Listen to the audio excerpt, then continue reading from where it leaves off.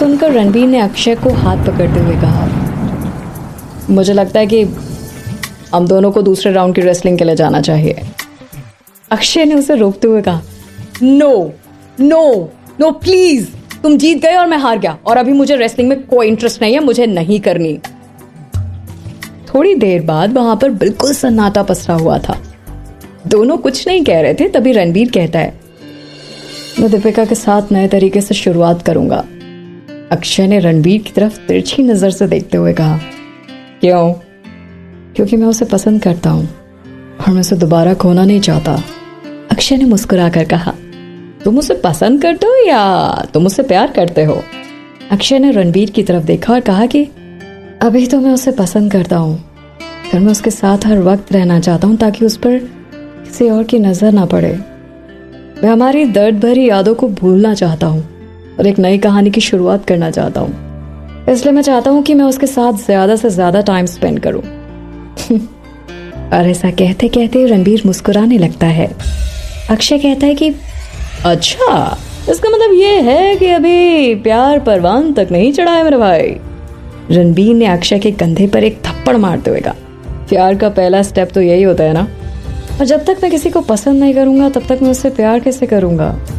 या तुम ये कह रहे हो कि मैं किसी दूसरे एक्सीडेंट का वेट करूं और फिर मैं कोमा से बाहर आकर ये रियलाइज करूं कि ये लड़की मेरे लिए कितनी इंपॉर्टेंट है? मैंने उसे एक बार पहले खो दिया था, इसलिए मैं उसे खोना नहीं चाहता, और शायद इस बार मैं उसे खोने नहीं दूंगा।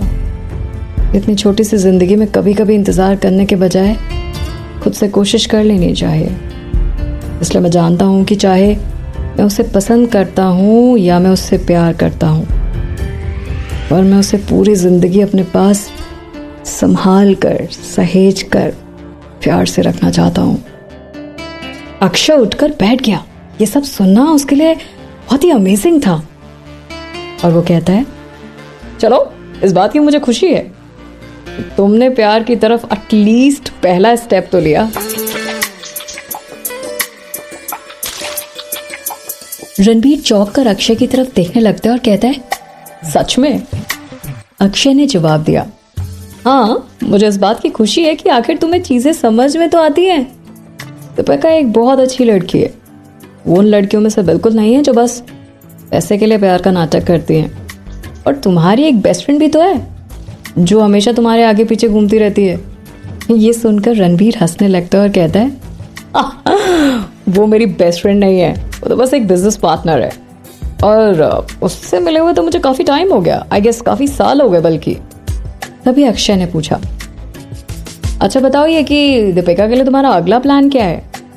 मैं तो कहता हूँ कि तुम इस बात का जरूर ध्यान रखना कि तुम उसे किसी भी तरह से गुस्सा ना दिलाओ, क्योंकि अगर तुमने एक छोटी सी भी गलती की तो इस बार वो तुम्हें नहीं छोड़ेगी। अक्षय की बात से सहमत होते हुए रणबीर कहता है, तुम सही कह रहे हो ब्रो। अगर 7 साल पहले उस लड़की में उतनी क्षमता थी तो आज तो वो कहीं ज्यादा है, इसलिए शायद मुझे संभल कर रहना पड़ेगा।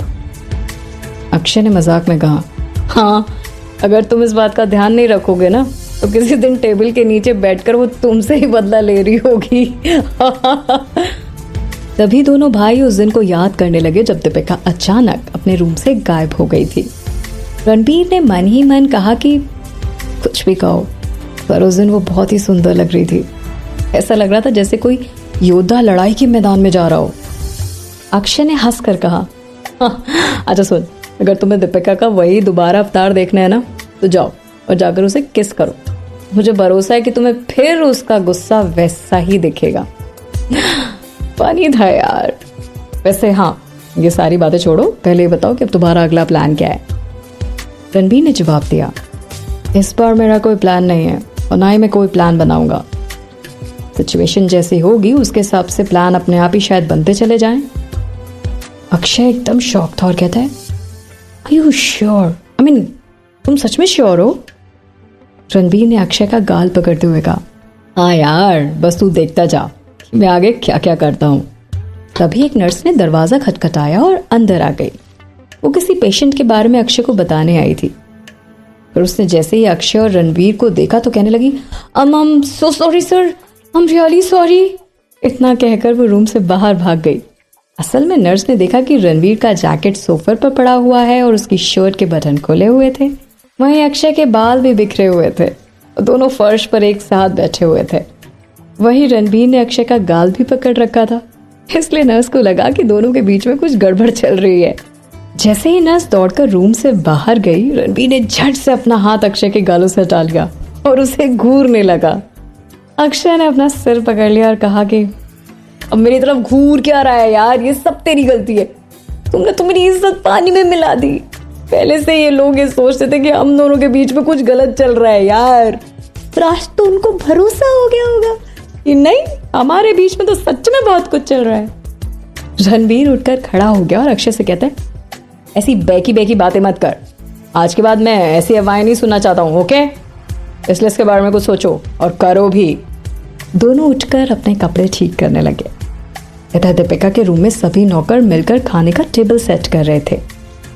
दीपिका चुपचाप अपने बेड पर बैठकर सब कुछ देख रही थी। खाने की खुशबू ने उसे इतना ज़्यादा एक्साइट और अट्रैक्ट कर दिया था कि वो बेड से उठकर टेबल के पास चली गई और देखने लगती है कि खाने में क्या क्या है। खाने में उसकी सारी फेवरेट डिश थी और वो सारी एक साथ टेबल पर लगी हुई थी। इतना सारा खाना देखकर दीपिका के मुंह में पानी आ गया। तभी वहां पर खड़ा एक आदमी कहता है, प्लीज मैम आप बैठ जाइए, मैं आपके लिए खाना परोस देता हूँ। कोई और नहीं था, वो मित्तल निवास के केयरटेकर जयराज अंकल थे। दीपिका कुर्सी पर बैठ गई और कहती है, हाँ प्लीज मुझे थोड़ा ऑरेंज जूस दीजिएगा ना। जयराज अंकल तरह तरह का खाना दीपिका की प्लेट में डालने लगते हैं। थोड़ी देर बाद दीपिका कहती है, थैंक यू अंकल, अगर मुझे और चाहिए होगा तो मैं खुद ले लूँगी, आप प्लीज़ परेशान ना होइए। जयराज अंकल मन ही मन मुस्कुराने लगते हैं और जाते जाते ये सोचने लगते हैं कि कहीं यही मैम आगे चलकर फ्यूचर में हमारी मालकिन तो नहीं बनेगी ना। दीपिका खाना खाते खाते अपना फ़ोन निकालकर सचिन मल्होत्रा के बारे में न्यूज़ चेक करने लगती है।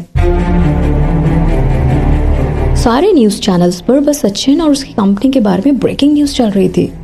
दीपिका एक एक करके सारी न्यूज़ पढ़ने लगती है।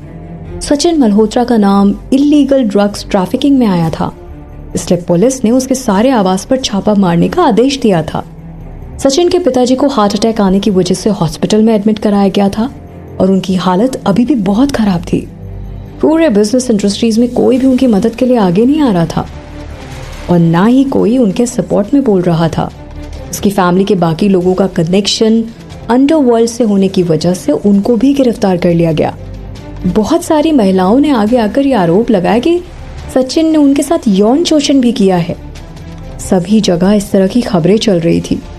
दीपिका मन ही मन सोचने लगी कि ये सब इतना जल्दी कैसे हो गया, कहीं ऐसा तो नहीं कि मेरे पीठ पीछे कोई ये सब कर रहा है। दीपिका अपने ख्यालों में खोई हुई थी कि तभी उसे एक जानी पहचानी सी आवाज़ सुनाई दी। तुम्हें पहले अपना खाना खत्म करना चाहिए, उसके बाद अपना फ़ोन देखना चाहिए था। खाने के टेबल पर फ़ोन लाना अच्छी आदत नहीं है। दीपिका उस आवाज़ की तरफ मुड़कर देखने लगती है।